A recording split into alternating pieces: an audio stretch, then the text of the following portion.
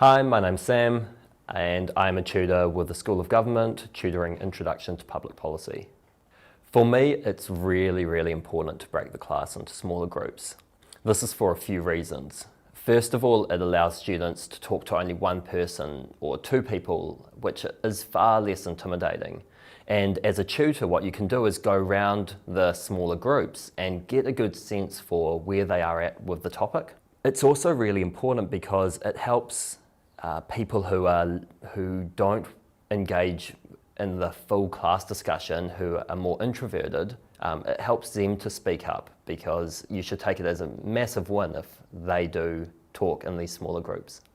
From my experience, students lack self-confidence when they think that the answer they give won't be correct or will be criticised by other people in class. And so you can do a few things to mitigate this. Firstly, what you can do is in the smaller groups, encourage them and say, look, that's a really good point. If they're not completely on track, you can also say, have you considered this possibility? But secondly, when you want to have a class discussion, you can talk to the class and say, hey, I heard a really good point from over here. Do you want to elaborate on it? And you don't have to pick out individual students, but from there they have the encouragement and they know that you think that their point is good. As a tutor, the last thing you want is for the conversation to go dead and for no one to contribute anymore. So once someone has contributed to the class discussion, there are two ways that you can work around it if no one else wants to talk up. The first one is if you speak up yourself and you say, that's a really good point. Have we thought about this? Or have we thought about why this may not be the case in some situations, or whatever it is. Secondly, what you can do, and this relates back to the importance of going around the smaller groups, is that you can say, I heard a really good point from you guys on this topic. What did you think about it? And so in that way, it encourages people in the smaller groups to speak up on the point that's being talked about.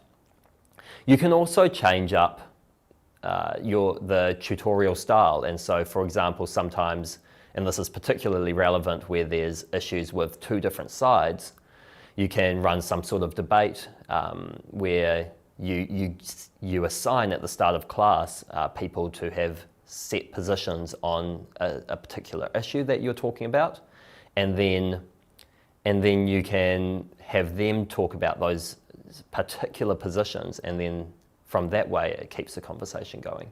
The last thing that you want in a tutorial is for the conversation to go somewhere really irrelevant and potentially even confuse the students a bit more, but sometimes the discussion does go there because you get contributions from class members to that effect. And for me, it's really important to give them some sort of compliment sandwich and say, hey, that's a really good point. It's not particularly relevant to what we're discussing in this class, but I think it could be relevant to something else in our topic. So let's park that for now and think about the question which we're talking about right now.